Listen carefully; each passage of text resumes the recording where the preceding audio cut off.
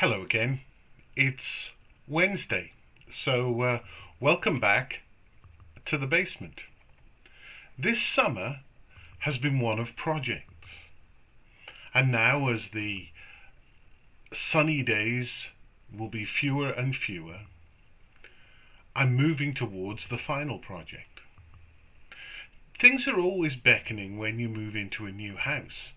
The great thing about this move has been that inside it was, as they say, move in ready. So there's been very little to do. Outside, the yard is great, but there have been things to add. After waiting for several weeks, the next piece has arrived.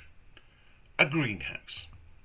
As with all these things, there is, it says on the box, some assembly required.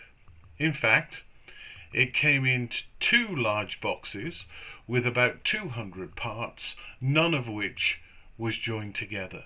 A more accurate statement would have been total assembly required. Last night it was nearly complete. And when I went up for lunch today, I found that Debbie had nearly finished the door. I hope that by this evening the building will be finished and ready for next spring. In all, it's taken the equivalent of about 1.5 days thus far to go from a pile of bits to a sound structure. There have been a few times when we've had to backtrack, but generally we knew what we were aiming for and we got it done. With a greenhouse, producing the finished article is relatively easy. There's a set of plans and a picture of what it's going to look like in the end. In the case of what we've been working on, the instruction manual related to 3 possible different structures. So it was necessary to know what we were aiming at and the materials which had to be used and how they were to be used. Other than that, simple. Followers of Jesus have a model to look at as we try to live the life of faith to which we are called. The template is Jesus himself. The problem has been that over the years different versions of Jesus have emerged, and it's become difficult for us to know which one we're modelling ourselves on. Just like the boxes in which our greenhouse came, the Bible gives us many pieces about Jesus, and it's often hard to know where to begin. I was recently asked that question by someone who contacted me online. It's something I've responded to many times before, and my answer is generally the same. Begin with a gospel, probably Mark, and work your way through looking at the character and teaching of Jesus.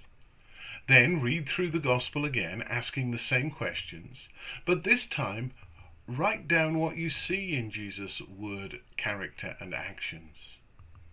It's Jesus who is the foundation of our faith, so we are to begin with him. After we've identified some of the attributes of Jesus, we then have to have a measure to hold up against ourselves. We move from there to seeking, with God's help, to cultivate the things we have identified in the way in which we live. There's another step to take. The character of a church is also to reflect that of Jesus. To read through a gospel together and to begin to cultivate Jesus' attributes as a body, collectively, is also very important. So once again, thank you for joining me today.